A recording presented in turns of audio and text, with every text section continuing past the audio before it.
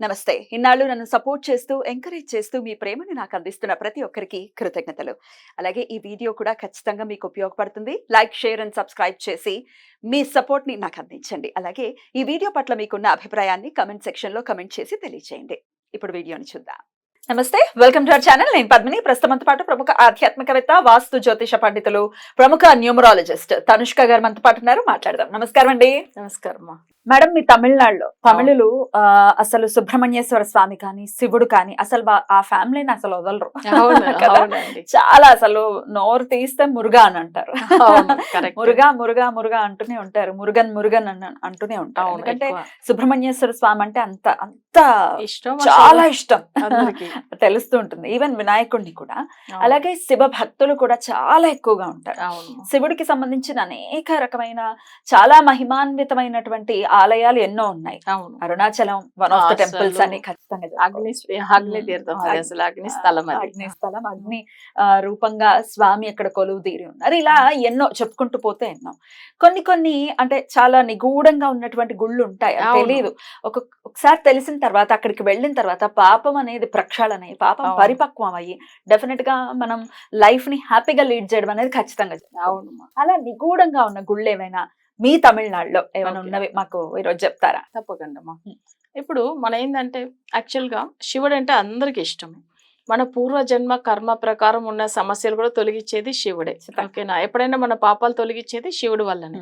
So అట్లా ఉన్నప్పుడు ఏమైందంటే అప్పట్లో ఋషులు ఏదో పైన అంటే వాళ్ళు వచ్చి తప్పు చేశారని చెప్పి భూమిలో వాళ్ళు వచ్చి ఏంటంటే గ్రద్దగా వచ్చి పుట్టారనమాట. సో అది వచ్చి ఏమైతుందంటే వాళ్ళ పేరే కూడా ఆ ఊరికి వచ్చింది. అంటే తమిళ్లో వచ్చి కഴുగుని అంటారు. దానివల్ల ఏంటంటే తిరుకഴുగు అంటే తిరు అంటే దేవుడు నామం. అది అసలు మంచి అంటే దేవుడు ఆ మహాలక్ష్మి కటాక్షం, లేదంటే తిరు అంటేనే ఒక వాల్యూ అయిన పదం అది. అంటాను కదా, అందుకే అట్లనే ఇది తిరుకഴുగుండ్రం అంటే కഴുగు అంటే ఇట్లా మన గ్రద్ద గురించి నేమ్ అది. బట్ ఈ రెండు గ్రద్దలు ఏమైతుందంటే అసలు అప్పట్లో వాళ్ళు ఋషిగా ఉండేవాళ్ళు, వాళ్ళ గ్రద్దగా వచ్చి భూమిలో పుట్టి వాళ్ళ పాపాలు తొలగించుకోవడానికి ఇక్కడ దేవుడికి పూజలు చేస్తారనమాట ఆ కాలంలో. అప్పుడు ఏమైతుందంటే వీళ్ళకి వచ్చి చెంగల్పట్టు డిస్ట్రిక్ట్ లో ఉంటది ఇది. బట్ తిరుకഴുగుండ్రం ఒక ఊరు. ఎక్కడ? ఏ డిస్ట్రిక్ట్? చెంగల్పట్టు డిస్ట్రిక్ట్. బట్ అక్కడ నుంచి ఒక 1/2 hour వెళ్తే వస్తుంది అనమాట. అంటే 40 minutes పడుతుంది. అది వచ్చి తిరుకഴുగుండ్రం అంటారు. బట్ అక్కడ ఏమైతుందంటే టెంపుల్లో మేజర్ మనం తెలుసుకోవాల్సిన విషయం చాలా ఉంటది. అక్కడ ఇప్పుడు వచ్చి ఈ తిరుకഴുగు రెండు అప్పట్లో కాలంలో ఏం చేస్తుంది, దేవుడికి వచ్చి ప్రసాదం అంతా పెట్టిన తర్వాత ఫస్ట్ అది వచ్చి అక్కడ చిన్నగా వాటర్ పెడతారు, దాంట్లో స్నానం చేసుకుంటుంది.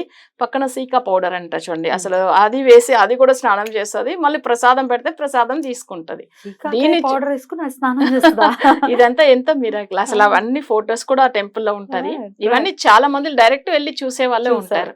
బట్ ఇప్పుడు ఏమైందంటే కొన్ని రోజుల తర్వాత అవి చనిపోయింది. అంటే అది భూమిలో ఉండి కొన్ని సమస్యలు అంటే వాళ్ళకి వచ్చిన టైం ప్రకారం ఉండి వెళ్ళిపోయారు వాళ్ళు అంతే.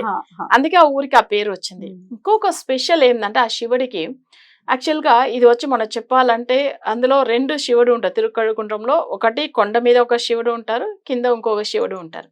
కింద ఉన్న శివుడిలో ఏంటంటే ఇక్కడ ఒకటి సంగు తీర్థం అంటారు. సంగు తీర్థం అంటే యాక్చువల్ గా సంగు వచ్చి దేవుడికి జనరల్ గా ఏంటంటే మామూలుగా మనం చూస్తాము సముద్రంలోంచి వస్తుంది, లేకపోతే సాల్ట్ వాటర్ లోంచి వస్తుంది. అది జనరల్ గా సంగు, తమిళ సంగు అంటారు, తెలుగులో అయితే శంఖం. శంఖం అంటే శంఖం ఆబ్వియస్ గా సముద్రంలోనే పుడుతుంది. కానీ నార్మల్ వాటర్ లో తీర్థం అంటే తీర్థంలో ఎలా వస్తుంది? ఇక్కడ ఎట్లా అంటే ఈ శివాలయంలో అసలు ఎందుకు ఆ సంఘ వచ్చింది అంటే దీనికి ఒక కథ ఉంటుంది. జనరల్ గా మనం వచ్చి ఇప్పుడు మార్కండేయ మహర్షి అక్కడికి అన్ని శివాలయం వెళ్ళి దర్శనం చేసుకుంటూ వస్తాడు. ఎందుకంటే తనకు ప్రాణం ఇచ్చిందే శివుడే కదా. అసలు ఎండ్రం 16 అంటారు కదా మార్కండేయ.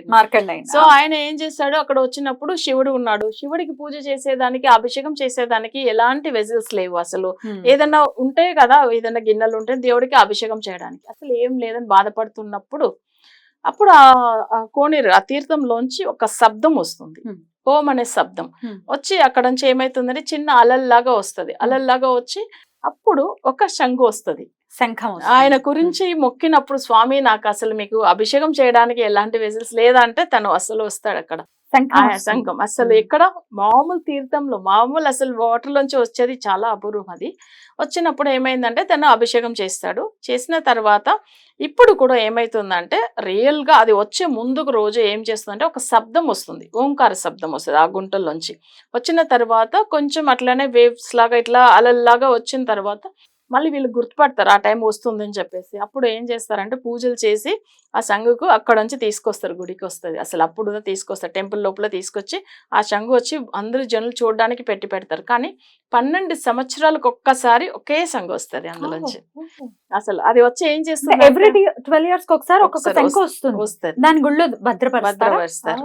అసలు అది చాలా అపూర్వమైంది. దాన్ని చూడడానికి ఎంతో జనులు వెళ్తూ ఉంటారు. ఇప్పుడు ఒక 1 month ముందుగా కూడా వచ్చింది. అసలు వచ్చింది అసలు మళ్ళీ 12 ఏళ్ళు మళ్ళీ 12 ఏళ్ళు అసలు దానికి అసలు నిజంగా చెప్పాలంటే అది వచ్చినప్పుడు ఏం చేస్తుందంటే దాని లోపల ఒక చిన్న పురుగులాగా ఉంటాయి కదా అసలు, అవి మనకు తెలుసు కదా. ఆ సెల్ దాన్ని వదిలేసి దాని లోపల మళ్ళీ వెళ్ళిపోతుంది. ఇలా పూజలు చేసి అది ఒక్కోసారి మధ్యలో ఉంటే మధ్యలో గుంటల లోపల వెళ్ళడం భయపడతారు. పూజలు చేసినప్పుడు ఆటోమేటిక్ గా దగ్గర వస్తుంది.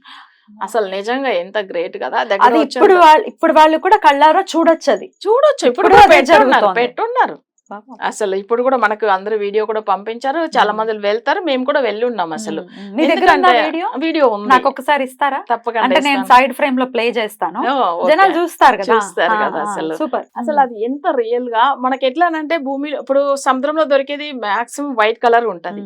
ఇది డిఫరెంట్ షేడ్స్, అంటే మనకి ఎట్లా చెప్పాలంటే ఒక గ్రే కలర్ లో ఉన్నట్టుగా ఉంటది.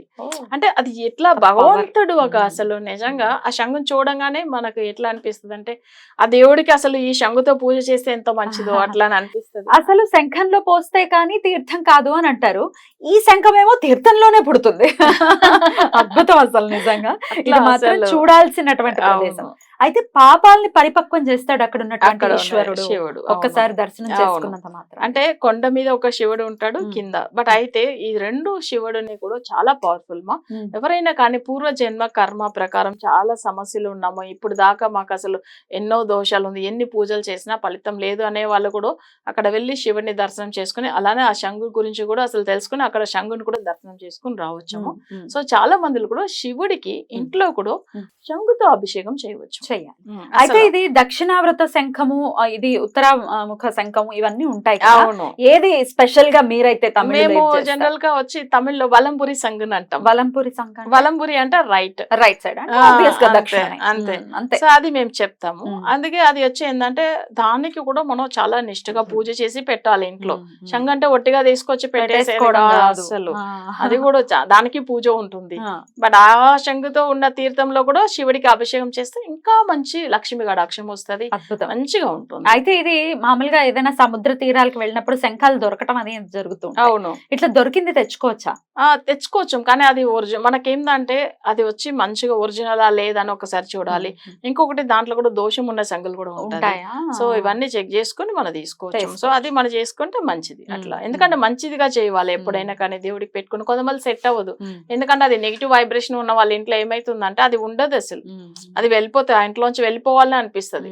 బట్ అప్పుడు ఏంది దానికి మన ఇంట్లో కూడా ఎంత పవిత్రంగా ఉండి మనం మంచిగా చేస్తాము అప్పుడే ఆ శంగు పెట్టి పూజ చేయడానికి వెళ్ళాలి అనుకుంటే ఖచ్చితంగా ఈ శివాలయాన్ని దర్శించుకోండి. అద్భుతం అండి, చాలా చాలా అద్భుతమైనటువంటి విషయాన్ని తెలియజేశారు. శివుడు గురించి ఎన్ని విషయాలు తెలుసుకున్నా అది డెఫినెట్ గా ఆయన అనుగ్రహం ఉంటేనే తెలుసుకుంటాం అనేది జగమెరిగిన సత్యమే. ఈ రోజు ఆయన అనుగ్రహం రీత్యానే నేను ఈ గుడి గురించి కానీ ఆ తీర్థం యొక్క వైశిష్ట్యం గురించి కానీ తెలుసుకున్నానని ఖచ్చితంగా భావిస్తున్నాను. Thank you so very much అండి. నమస్తే. నమస్తే.